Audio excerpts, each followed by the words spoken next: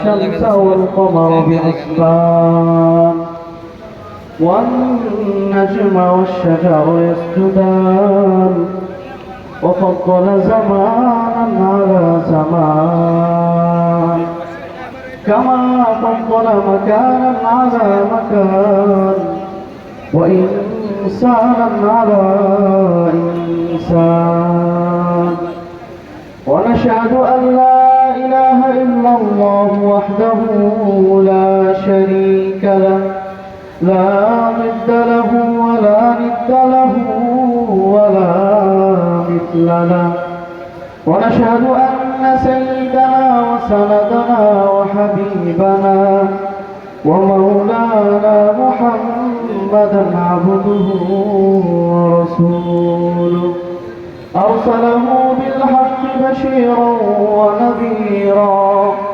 وداعيا إلى الله بإذنه وسراجا منيرا أما بعد فقد قال الله تعالى في كلامه المجيد وفي فرقانه الحميد أعوذ بالله من الشيطان الرجيم بسم الله الرحمن الرحيم إن الذين آمنوا وعملوا الصالحات لهم جنات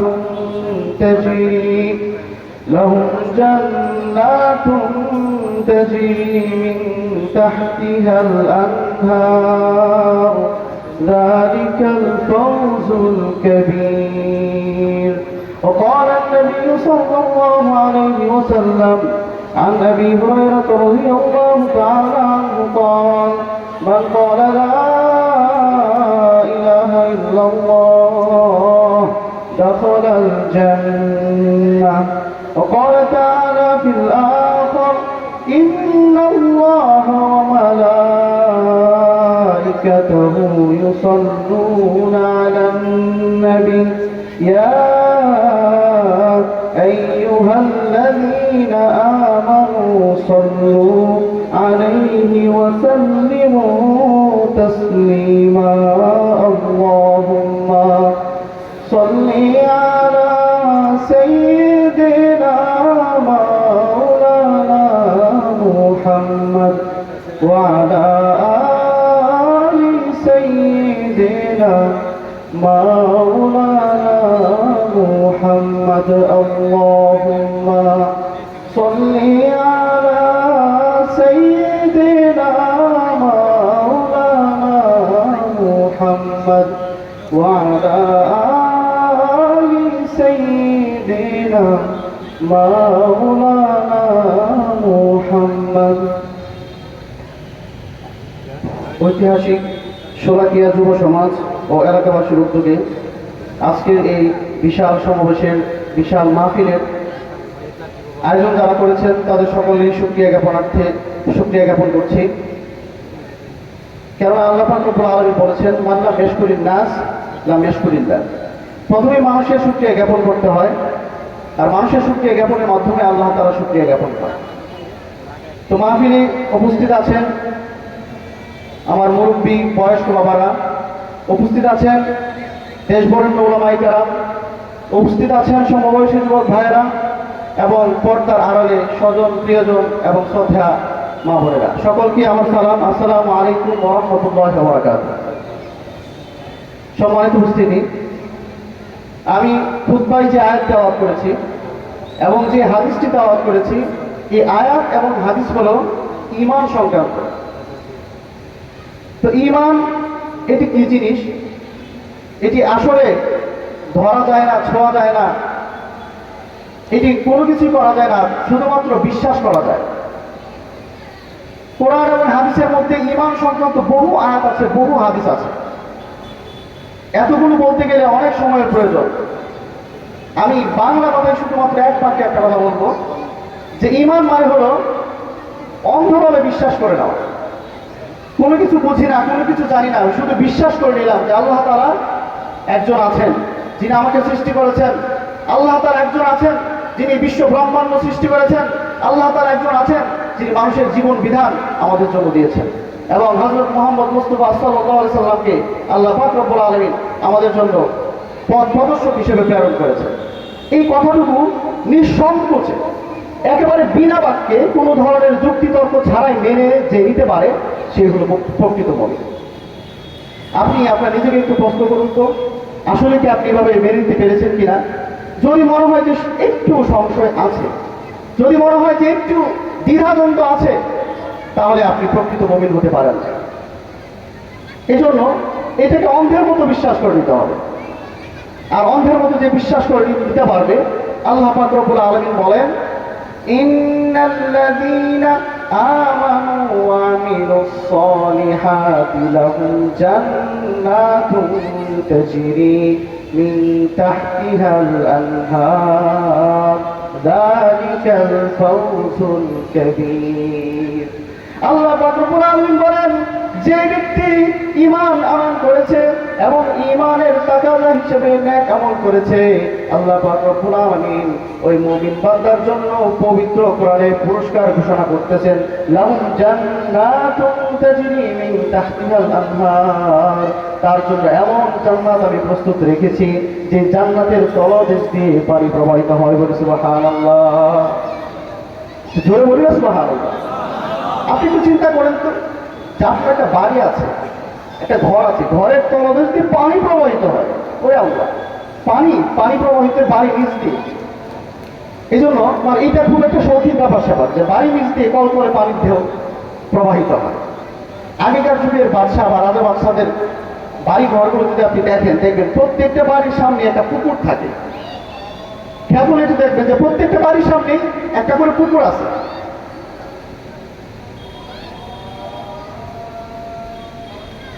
এখন আজান হবে, আমরা সকলে আজান হবে।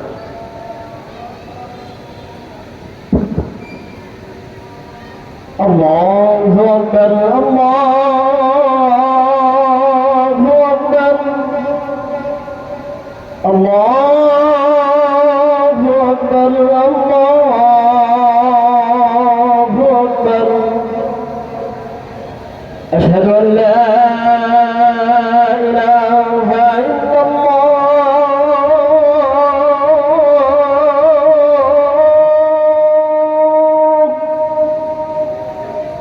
أشهد أن لا إله إلا الله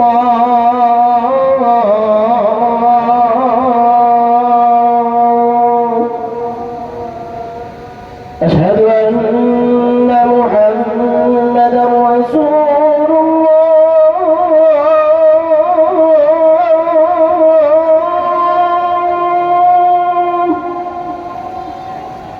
أشهد أن محمدا رسول الله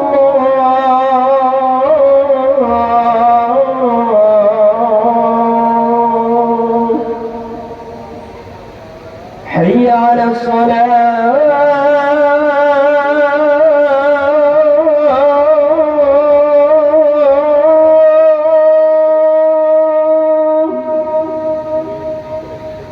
حي على الصلاة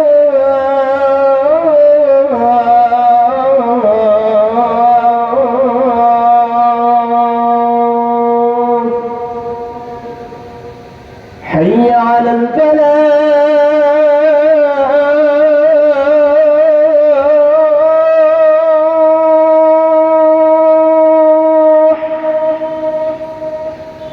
حي على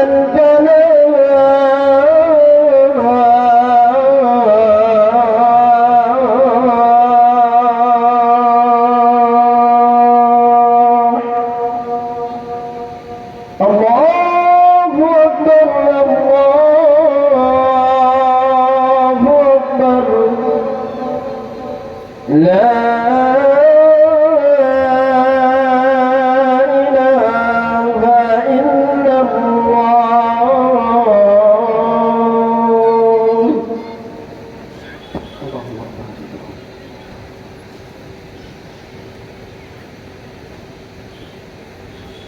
সম্মানিত উপস্থিতি, আমি আলোচনা ছিলাম যে আমাদের ঈমানটা আসলে কোনো ধরনের সংশয়, কোনো ধরনের তর্ক, কোনো ধরনের বিতর্ক, কোনো ধরনের দ্বন্দ্ব ছাড়াই আমাদের নিঃসংকোচে একেবারে নির্বিঘ্নে আমাদের মেনে নিতে হবে।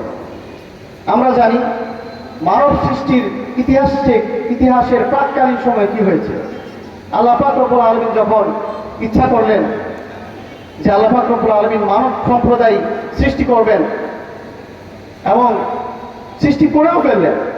সৃষ্টি করার পর আদম আলাইহিস সালামকে আল্লাহ পাক রব্বুল আলামিন সৃষ্টি করার পর সমস্ত কুল কায়নাত ফেরেশতা সহ যারা আছে সকলকে আল্লাহ পাক রব্বুল আলামিন সিজদা করার জন্য আদেশ করেছিলেন। এই ঘটনা আমরা জানি না? আমরা জানি। তো সিজদা করার সময় আল্লাহ পাক রব্বুল আলামিন যখন আদেশ করেছিলেন তখন একজনে বলেছিল যে আমি সিজদা করব না, সেটাকে শয়তান। সেটাকে শয়তান। শয়তান শুধুমাত্র সে সিজদা করতে অস্বীকার করেছে বিষয়টা এমন নয়, বরং সে একটা যুক্তি দাঁড় করেছে যে হে আল্লাহ, তুমি তো আদমকে সিজদা করেছো মাটি দিয়ে, আর আমাকে তৈরি করেছো আগুনের মাধ্যমে। তো যে জিনিস আগুনের কাজ হলো সবসময় দাও দাও করে উপরে চলবে, আর মাটির কাজ হলো সবসময় নিচের দিকে থাকবে। তো যে জিনিস দাও দাও করে উপরের দিকে চলে ওই জিনিস নিচে থাকবে, এরকম একটা জিনিসকে কি করে সিজদা করবে? এরকম একটা যুক্তি দাঁড় করেছে। তো আপনি কোরআন হাদিসের যত গ্রন্থ আছে, কোরআনের ব্যাখ্যা গ্রন্থ, তাফসীর যত গ্রন্থ আছে, সমস্ত কিতাবাদি আপনি তন্ন তন্ন করে বুঝবেন, তারপরও আপনি এই কথা পাবেন না যে আল্লাহ পাক রব্বুল আলামিন শয়তানের প্রতি উত্তরে তার যুক্তি খণ্ডন করার জন্য আল্লাহ পাক রব্বুল আলামিন পাল্টা একটা উত্তর দিয়েছে। এই কথা আপনি কোথাও পাবেন না। অথচ একটু চিন্তা করলে আমরা বুঝতে পারি যে মহান বিশ্ব ব্রহ্মাণ্ডের অধিপতি, যে মহান আল্লাহ পাক রব্বুল আলামিন আমাদের মগজকে সৃষ্টি করেছেন, যে মগজ থেকে শয়তানি বুদ্ধি বের হয়েছিল, ওই মগজও তিনি সৃষ্টি করেছেন। তার কাছে কি ওই শয়তানি যুক্তিকে খণ্ডন করার জন্য কোনো ধরনের পাল্টা যুক্তি কি ছিল না? আমার সাথে বলেন না একটু, পাল্টা যুক্তি কি ছিল না? অবশ্যই ছিল। তার যুক্তিকে খণ্ডন করে দেওয়ার মতো আল্লাহ পাক রব্বুল আলামিনের কাছেও পাল্টা যুক্তি ছিল। কিন্তু আল্লাহ পাক তার এই খোরা যুক্তির প্রত্যুত্তর দেওয়ার কোনো প্রয়োজনই মনে করেন নাই, বরং আল্লাহ পাক রব্বুল আলামিন তাকে বিনা বাক্যে তাকে ঘাড় ধাক্কা দিয়ে জান্নাত থেকে শয়তানকে বের করে দিয়েছিলেন এবং বলেছিলেন তুমি জাহান্নামে জ্বলবে, কিয়ামতের আগ পর্যন্ত তুমি বিতাড়িত শয়তান হিসেবে তুমি মানুষের কাছে পরিচিত থাকবে। তো এইখান থেকে আমরা একটা অনেক বড় একটা মেসেজ পাই। আজকে বাংলাদেশে নাস্তিকবাদের এত পায়তারা হয়েছে, কালো শুকুরের মতো তারা এমনভাবে থাবা বসিয়েছে, তারা কথায় কথায় ইসলামকে কোণঠাসা করার জন্য, ইসলামকে দমিয়ে রাখার জন্য আজে বাজে খোঁড়া যুক্তি দিয়ে আমাদের সাধারণ মুসলমানদেরকে বেঈমান করার জন্য, সাধারণ মুসলমানদেরকে ঈমান হরণ করার জন্য তারা উল্টাপাল্টা যুক্তি দেয়। আমি এই মঞ্চ থেকে বলতে চাই, তারা যখনই এই ধরনের উল্টাপাল্টা অবান্তর অযথাই এইরকম উল্টাপাল্টা যখন তারা যে যুক্তি দিবে, তাদের সেই যুক্তির পাল্টা উত্তর দেওয়ার কোনো দরকার নাই। তাদের যুক্তি এই পাল্টা উত্তর দেওয়ার আল্লাহ পাক রব্বুল আলামিন আমাদেরকে শিখিয়ে দিয়েছেন। তাদেরকে পাল্টা উত্তর বা পাল্টা যুক্তি দেওয়ার কোনো দরকার নাই। তারা যখনই ইসলামের বিপক্ষে কোনো ধরনের উল্টাপাল্টা যুক্তি দিবে, তাদেরকে তখনই সেখানে শায়েস্তা করে দিতে হবে বলে, ঠিক কিনা? সম্মানিত উপস্থিতি, এই জন্য এই কথাগুলো কেন বললাম যে আমরা যে ঈমান এনেছি বা আমরা যে ঈমান আনয়ন করব, এটার পিছনে বা এটার জন্য কোনো ধরনের যুক্তি, কোনো ধরনের তর্ক, কোনো ধরনের নিক্তি পাল্লার মতো মেপে যে আসলে কথাটা ঠিক আছে কিনা এটার কোনো দরকার নাই, বরং বিনা বাক্যে কোনো ধরনের যুক্তি তর্ক ছাড়াই আমাদের এই ঈমানকে মেনে নিতে হবে। রাসূল কারীম সাল্লাল্লাহু আলাইহি ওয়াসাল্লাম বলেন, মান ক্বালা লা ইলাহা ইল্লাল্লাহ দাখালাল জান্নাহ। কোনো ধরনের যুক্তি তর্ক ছাড়াই, কোনো ধরনের দ্বন্দ্ব ছাড়াই, কোনো ধরনের দ্বিধা ছাড়াই, কোনো ধরনের সংশয় ছাড়াই যে ব্যক্তি এই কথাকে বিশ্বাস করে নিবে লা ইলাহা ইল্লাল্লাহ, আল্লাহ ছাড়া কোনো মাবুদ নাই, দাখালাল জান্নাহ, ওই ব্যক্তি বিনা বাক্যে কোনো ধরনের আটকানো ছাড়াই নির্বিঘ্নে জান্নাতে প্রবেশ করবে। বলি সুবহানাল্লাহ। আপনার ঈমান যদি থাকে, আপনি অনেক গুনাহ করেছেন, পাহাড় সম পরিমাণ গুনাহ করেছেন, সমুদ্র প্রত্যেকটা সেই গুনাহ আল্লাহ পাক রব্বুল আলামিন সেই যখন কাল কিয়ামতের ময়দানে দয়ার আল্লাহ পাক রব্বুল আলামিনের দয়ার সাগরে যখন ঢেউ উঠবে, এই গুনাহগুলো আল্লাহ পাক রব্বুল আলামিন তাকাবেনই না, বরং আল্লাহ পাক রব্বুল আলামিন শুধুমাত্র ঈমানের কারণে আপনাকে জান্নাতে দিয়ে দিবেন। সুবহানাল্লাহ। সম্মানিত উপস্থিতি, এই ঈমান শুধুমাত্র মুখে বললাম আমি ঈমান এনেছি, কাজে কর্মে কোনো কিছুই প্রকাশ করলাম না, অত লালিকে আছেননি। বিষয়টা কি এত সহজ? যালিকাল ফাউজুল কাবীর। আল্লাহ বলেছেন ওইটাই হলো চূড়ান্ত সফলতা, সর্বোচ্চ সফলতা।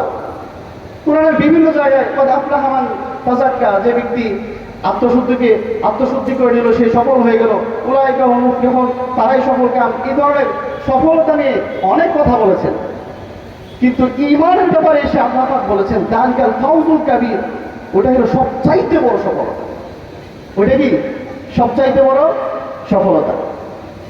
ক্লাস 10-এ যারা পড়ে, পরীক্ষা দেয়, এসএসসি পরীক্ষা দেয় অথবা বিভিন্ন ধরনের পরীক্ষা দেয়, বিসিএস পরীক্ষা দেয়, পরীক্ষার আগ পর্যন্ত ধরেন সে সব কিছুই পারে, ক্লাসে ভালো উত্তর দিতে পারে, সাধারণ পরীক্ষায় ভালো এক্সাম দিতে পারে, ভালো লেখার দিক দিতে পারে, কিন্তু আসলে চূড়ান্ত সফলতা কোনটা? সে পরীক্ষায় ভালো একটা রেজাল্ট করতে পারা, ওইটাই হলো আসলে চূড়ান্ত সফলতা। এর আগে যতগুলো হবে এটি হলো সাধারণ সফলতা। তো আল্লাহ পাক রব্বুল আলামিন এই কথাটাই বোঝাতে চেয়েছেন যে যালিকাল ফাউজুল কাবীর, যারা ঈমান এনেছে, ঈমান আনয়ন করার পর যারা সৎ আমল করেছে, তাদের জন্য আমি জান্নাতকে রেডি রেখেছি, তারা জান্নাতে প্রবেশ করবে, আর ওইটাই হলো চূড়ান্ত সফলতা। তো যে কথা বলছিলাম, এই চূড়ান্ত সফলতা আপনি পেয়ে যাবেন, চূড়ান্ত সফল হিসেবে আপনি আল্লাহর কাছে মঞ্জুর হয়ে যাবেন। এটা কি এত সহজ? এটা কি এমনিতে হয়ে যাবে? এটা কি মামুর বাড়ির কলানি যে সিল্লা দিল আর খায় ফেললাম? এত দামি একটা জিনিস আপনাকে দিয়ে দিবে, আপনাকে এমনিতেই দিয়ে দিবে? এত সহজ? একটু চিন্তা করার বিষয় আছে। কোরআনের পবিত্র কালামুল্লাহর মধ্যে আল্লাহ পাক বলেছেন আহাসিবান নাস আইয়ুতরাকু আইয়াকুলু আমান্না ওয়া হুম লা ইফতানুন, যারা ঈমান এনেছে, যারা মুমিন হয়েছে, তারা কি মনে করেছে আমি তাদেরকে এমনিতেই ছেড়ে দিব? তাদেরকে আমি কোনো ধরনের পরীক্ষা করবো না? পরীক্ষা করা ছাড়াই আপনাকে কি মুমিন বান্দা হিসেবে আল্লাহ স্বীকৃতি দিয়ে দিবেন? অর্থাৎ আল্লাহ পাক বলতে চাচ্ছেন আহাসিবান নাস আইয়ুতরাকু আইয়াকুলু আমান্না ওয়া হুম লা ইফতানুন, ও মুমিন বান্দারা, যারা ঈমান এনেছো, তোমরা শুনে রাখো, শুধুমাত্র মুখে বলবা তুমি ঈমানদার, এই কথা কার্যকর হবে না, বরং আমি তোমাকে প্রকৃত মুমিন কিনা এটা লিখতি পাল্লার মাধ্যমে পরীক্ষা করে তারপর যাচাই করবো আসলে তুমি মুমিন কিনা। সমাজে দেখবেন, শুধু সমাজে নয়, ইসলামের ইতিহাসের শুরুর ইতিহাস থেকে এখন পর্যন্ত যুগে যুগে মুনাফিকের আবির্ভাব ঘটেছে। তারা মুসলমানদের সাথে পরিচয় দিয়েছে, তারা মুসলমানদের সাথে আছে, আবার বেঈমানের সাথে তারা যখন মিশেছে তখন তাদেরকে বলেছে আমরা তোমাদের সাথে আছি। وَإِذَا لَقُوا الَّذِينَ آمَنُوا قَالُوا آمَنَّا وَإِذَا خَلَوْا إِلَى شَيَاطِينِهِمْ قَالُوا إِنَّا مَعَكُمْ, তারা যখন মুসলমানদের কাছে গিয়েছে তারা তাদেরকে বলেছে আমরা তো ঈমান এনেছি, আর যখন তারা কাফেরদের কাছে গিয়েছে বলেছে না আমরা ঈমান আনি নাই, বরং আমরা তোমাদের সাথে আছি। তো এরকম মুনাফিকের কোনো জায়গা ইসলামে নাই। মুনাফিকের জন্য বা মুনাফিকদের জন্য স্পষ্ট জাহান্নামে আল্লাহ পাক রব্বুল আলামিন ঘোষণা করেছেন। মুনাফিকদের জন্য কোন ধরনের জায়গা নাই, যে কোনো একদিকে যেতে হবে। ফারিকুম ফিল জান্নাতি ওয়া ফারিকুম ফিস সাঈর, একদিকে জান্নাতের দল, আরেকদিকে জাহান্নামের দল। একদিকে মসজিদের আযান হয়, আরেকদিকে মন্দিরে বাঁশির আওয়াজ হয়। কোনটা জান্নাতের রাস্তা আর কোনটা জাহান্নামের রাস্তা, ও মুমিন বান্দা, সেটা তোমাকেই বিচার করে নিতে হবে, সেটা তোমাকেই যাচাই করে নিতে হবে। যাচাই করে নিজেকে প্রকৃত মুমিন হিসেবে পরিচয় দিতে হবে, এবং প্রকৃত পরিচয় দিয়ে আল্লাহ পাক রব্বুল আলামিন আমাদেরকে যে পরীক্ষার ঘোষণা করেছেন যে আমাদেরকে পরীক্ষা নেবেন, ও পরীক্ষায় পাস করতে হবে। তো পরীক্ষাটা কি নিবেন এটা তো জানা দরকার আছে না? কি বলেন? কি পরীক্ষাগুলো নিবেন জানা দরকার আছে না? আপনারা তো আবার অন্যরকম, মানে পরীক্ষার প্রশ্ন কি কেউ ফাঁস করে দেয় নাকি? পরীক্ষার প্রশ্ন কেউ ফাঁস করে দেয়? তো আপনারা তো জানতে যেতেছেন। হ্যাঁ, এটাই আল্লাহ পাক রব্বুল আলামিন জালালিয়াত এবং শান যে দুনিয়ার কোনো পরীক্ষকের মতো পরীক্ষক আল্লাহ পাক রব্বুল আলামিন নন, বরং তিনি হলেন এমন পরীক্ষক যিনি বান্দাকে পরীক্ষা নেওয়ার জন্য প্রশ্ন আগিয়ে আউট করে দিতেছেন। সুবহানাল্লাহ, সবাই জোরে বলে সুবহানাল্লাহ। আল্লাহ পাক রব্বুল আলামিন বলেন, ওয়ালানাবলুওয়ান্নাকুম বিশাইইন মিনাল খাউফ ওয়াল জুء ওয়া নাকসিম মিনাল আমওয়ালি ওয়াল আনফুসি ওয়াত তামারাত ওয়া বাশশিরিস সাবিরিন। আল্লাহ পাক রব্বুল আলামিন বলেন, ওয়ালানাবলুওয়ান্নাকুম, নিশ্চয় নিশ্চয় আমি তোমাদেরকে পরীক্ষা নেব, বিশাইইন মিনাল খাউফ, ভয়ের মাধ্যমে, ওয়াল জুء, ক্ষুধার মাধ্যমে, ওয়া নাকসিম মিনাল আমওয়াল, মালের ক্ষতির মাধ্যমে, ওয়া নাকসিম মিনাল আমওয়ালি ওয়াল আনফুসি ওয়াত তামারাত, জানের ক্ষতির মাধ্যমে এবং ফসলের ক্ষতির মাধ্যমে। এখানে আল্লাহ পাক রব্বুল আলামিন 5টা পরীক্ষার কথা বলেছেন। এই 5টা পরীক্ষার মাধ্যমে আল্লাহ পাক রব্বুল আলামিন ঈমান বা মুমিন বান্দাদেরকে পরীক্ষা নেবেন। আমি আপনাদেরকে জিজ্ঞেস করতে চাই, কয়টা পরীক্ষা? আরো জোরে, কয়টা? আরো জোরে। এই 5টা পরীক্ষায় আমাদের উত্তীর্ণ হতে হবে।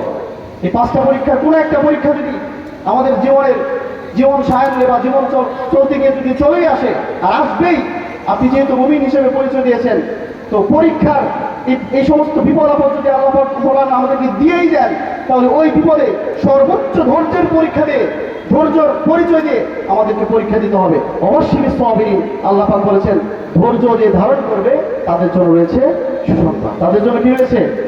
সুসংবাদ। সেই সংবাদটা কি? ওই শুরুতেই বলেছিলাম, লাহুম জান্নাতুন তাজরি মিন তাহতিহাল আনহার, তাদের জন্য রয়েছে জান্নাতুল ফেরদাউস, তাদের জন্য রয়েছে এমন জান্নাত তাহতিহাল আনহার, যে জান্নাতের তরফ দিয়ে প্রবাহিত হয় পানির নদী। সুবহানাল্লাহ। তো এই পরীক্ষা নেওয়ার ক্ষেত্রে গিয়ে আল্লাহ পাক রব্বুল আলামিন কি একটা আজীব শব্দ ব্যবহার করেছেন, ওয়ালানাবলুওয়ান্নাকুম, যে এই শব্দের মাধ্যমে আল্লাহ পাক রব্বুল আলামিন 2টা তাকিদ পেশ করেছেন। কয়টা? আল্লাহ পাক রব্বুল আলামিন বহু কিছু বলেছেন, কোনো ধরনের তাকিদ করেন নাই। এর চাইতে অনেক গুরুত্বপূর্ণ কিছু বলেছেন, যেগুলোর মধ্যে কোনো ধরনের কসম খান নাই, কোনো ধরনের তাকিদ বর্ণনা করেন নাই।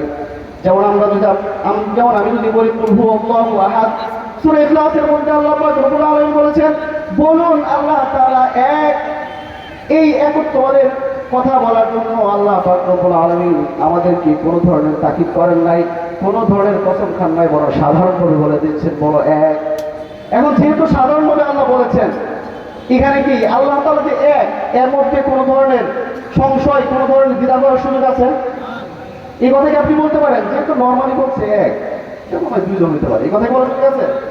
এই কথা বলার কোনো সুযোগ নেই। এত বড় একটা কথা আল্লাহ পাক রব্বুল আলামিন সাধারণভাবে বলে দিয়েছেন।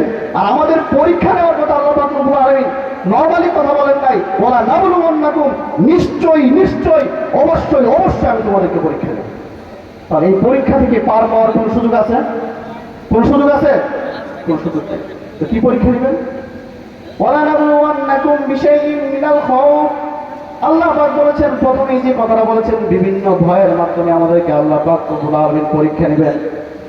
বিভিন্ন ধরনের ভয় আমাদের জীবনে আসতে পারে। মুমিন বান্দা হিসেবে যখন আপনি পরিচয় দিবেন, ইসলামের পাককালীন সময় আমরা দেখতে পাই রাসূল আকরাম সাল্লাল্লাহু আলাইহি ওয়াসাল্লাম যখন নবুয়ত প্রাপ্তি হলেন, নবুয়ত যখন তাকে আদিষ্ট করা হলো, নবুয়ত যখন তাকে দেওয়া হলো, এটা উনি কি করবেন বুঝতে পারতেছেন না। আল্লাহ পাক রব্বুল আলামিনের আদেশে মক্কার একটা ছোট্ট একটা পর্বতের বা পাহাড়ের উপর উঠে গেলেন। ওঠার পর উনি মক্কার বিভিন্ন গোত্রের নাম ধরে ধরে ডাকতে লাগলেন যে অমুক পুত্র, তমুক পুত্র, তোমরা এদিকে আসো, আমার তোমাদের সাথে একটা পার্সোনাল বা গুরুত্বপূর্ণ একটা কথা আছে, এটা খুবই গুরুত্বপূর্ণ, তোমরা আমার কাছে আসো। এইভাবে উনি ডাকতে থাকলেন। ডাকার পর মক্কার বিভিন্ন গোত্রের দল বা বিভিন্ন লোকেরা তারা রাসূল কারীম সাল্লাল্লাহু আলাইহি ওয়াসাল্লামের কাছে আসলেন। তখন উনি এই কথা বলেন নাই যে আমি নবুয়ত প্রাপ্তি হয়েছি। উনি তখনও সাধারণ একজন মানুষ ছিলেন, সকলের কাছে আমিন সাদিক হিসেবে পরিচিত ছিলেন, যেটা সাধারণ হলেও সবার মধ্যে অসাধারণ, সাধারণ হলেও এটা সত্যবাদী, সাধারণ হলেও এটা কখনো মিথ্যা বলে না, সাধারণ হলেও এটা কখনো মানুষের উপর জুলুম করে না, সাধারণ হলেও এটা কখনো মানুষের হক মেরে খায় না। এজন্য সকলের প্রিয় পাত্র ছিলেন। নবী করিম সাল্লাল্লাহু আলাইহি ওয়াসাল্লাম সমস্ত পুত্রদেরকে ডাক দিয়ে বললেন, ও আমার পুত্রের দলেরা, তোমরা শোনো, আমি যদি তোমাদেরকে এই কথা বা এই ঘোষণা যদি দেই, পাহাড়ের পাদদেশ থেকে একটি শত্রুদল আসবে এবং তোমাদেরকে আক্রমণ করবে, তোমরা কি এই কথা বিশ্বাস করবে? এই কথা বলার পর সমস্ত কাফের গোষ্ঠী, মক্কার সমস্ত বাহিনী বা সমস্ত মানুষ তারা এক বাক্যে বলে উঠলো যে হ্যাঁ, আমরা তো তোমাকে আমিন বলে জানি, আমরা তো তোমাকে সাদিক বলে জানি, আমরা তো তোমাকে সত্যবাদী বলে জানি, তুমি কখনো মিথ্যা কথা বলতে পারো না। এক বাক্যে সকলে বলে উঠলো যে হ্যাঁ, তুমি যদি এই কথা বলে থাকো তাহলে এটাই সত্যি। তখন রাসূল কারীম সাল্লাল্লাহু আলাইহি ওয়াসাল্লাম বললেন যে আমি তোমাদেরকে ঘোষণা করছি, তোমরা যে মূর্তি পূজাগুলো করছো আজকের পর থেকে এগুলো করা যাবে না। তোমরা যে অগ্নি পূজা করছো আজকের পর থেকে এই পূজাগুলো করা যাবে না। তোমরা যে বটগাছের পূজা করছো আজকের পর থেকে এই পূজাগুলো করা যাবে না। তোমরা যে বিভিন্ন ধরনের পূজা করে থাকো, সূর্যের পূজা করে থাকো, চন্দ্রের পূজা করে থাকো, 360 মূর্তি তোমরা যে কাবা ঘরের মধ্যে বসিয়েছো, এগুলো করা যাবে না। আমি তোমাদের সম্মুখে ঘোষণা করছি আল্লাহু আহাদ, আল্লাহ তাআলা এক, তিনি আমাদের প্রতিপালক। উপাসনা যদি করতেই হয় তাহলে তারই করতে হবে, বলে ঠিক কিনা? এই কথা বলার পর সাথে সাথেই শয়তান আবু লাহাব একটি কঙ্কর দিয়ে রাসূল করিম সাল্লাল্লাহু আলাইহি ওয়াসাল্লামের মাথার মধ্যে নিক্ষেপ করে পড়ে, নাউযুবিল্লাহ। টপ টপ করে রক্ত ঝরছে। আবু লাহাব পাথর নিক্ষেপ শুধু করে নাই, তিরস্কার করে বলতেছে তাব্বাল্লাক আলিহাদা জামাতা, হে মুহাম্মদ, তুমি ধ্বংস হও, এই জন্য কি আমাদেরকে একত্র করছো? এই কথা বলার জন্য? কি ফালতু কথা! রাসূল করিম সাল্লাল্লাহু আলাইহি ওয়াসাল্লাম কাঁদতেছিলেন। তুই ঘটনাটা কেন বললাম? যে ঈমান আমল করার জন্য এখনো আবিষ্ট হয়েছেন মাত্র, ঈমানের টাকাটা পেশ করতে পারেন নাই, এখনো একত্ববাদের কথা বলতে পারেন নাই, এখনো আমলে সালেহাতের কথা বলতে পারেন নাই, কোনো কিছুই বলতে পারেন নাই, সাথে সাথেই তার উপর আক্রমণ হয়েছে। এই আক্রমণের পরেও কি রাসূল ধৈর্যহারা হয়েছেন? উনি কি ধৈর্যহারা হয়েছেন? উনি কি অকাতরে নিজের জীবনকে বিলিয়ে দেন নাই? উনি কি নির্বিঘ্নে নিজের সর্বোচ্চ শক্তি ব্যয় করে উনি কি ইসলামের দাওয়াত দেন নাই? উনি কি ঈমানের কথা বলেন নাই? উনি বলেছেন।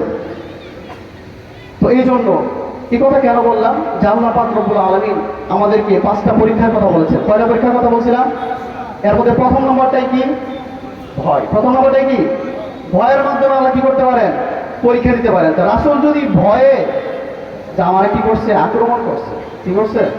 আক্রমণ করছে, আমার মাথা হারায় দিচ্ছে, এই ভয়ে যদি উনি রুখে যেতেন, এই ভয়ে যদি উনি ইসলামের দাওয়াত থেকে যদি নিজেকে গুটিয়ে নিতেন, তাহলে আজকে কি আমরা মুমিন বান্দা হিসেবে, মুসলিম বান্দা হিসেবে নিজেকে পরিচয় করতে পারতাম? সারা বিশ্বে কি ইসলামের প্রচার প্রসার হতো? আল্লাহ পাক রব্বুল আলামিন মানব জাতির জন্য ইসলামকে যে সংবিধান হিসেবে দিয়েছেন, এটা কি সম্ভব হতো? এটা সম্ভব হতো না। সেই জন্য মুহতারাম হাজিরিন, আমার প্রিয় ভাইয়েরা, আমরা নিজেকে মুমিন বান্দা হিসেবে পরিচয় দিতে গিয়ে এবং এরপরেই যে আল্লাহ বলেছেন ওয়ামিলুস সালিহাত, এবং নেক কাজ করতে গিয়ে তথা ঈমানের তাকাজা পূরণ করতে গিয়ে আমাদের বিভিন্ন রকমের ভয় আসতে পারে, বিভিন্ন রকমের পরীক্ষা আল্লাহ পাক রব্বুল আলামিন আমাদের উপর আমাদেরকে করতে পারেন। এজন্য কোনো পরীক্ষাতেই আমাদের অধৈর্য হলে চলবে না, আমাদের বেঈমানের মতো পরিচয় দিতে চলবে না, এই কথা বলা চলবে না যে আল্লাহ শুধু আমারই দেখে আর কাউরে দেখে না। অনেকেই কথা কিন্তু বলে, এই ধরনের কথা বলে যে আল্লাহ আমারই পাইছে আর কাউরে পায় না। এই ধরনের কথা বলা যাবে না। এই ধরনের কথা যদি আপনি বলেন, আপনি পরীক্ষায় কিন্তু ফেল হয়ে যাবেন। আর পরীক্ষায় ফেল হয়ে গেলে কি হবে? কি হবে এটা কি বলতে পারেন? বলতে পারেন না? আচ্ছা আমি বলি, দেখেন তো, এখানে তো ধরেন ধোঁয়া উঠতেছে, তো ধোঁয়ার নিচে কি আছে বলতে পারেন?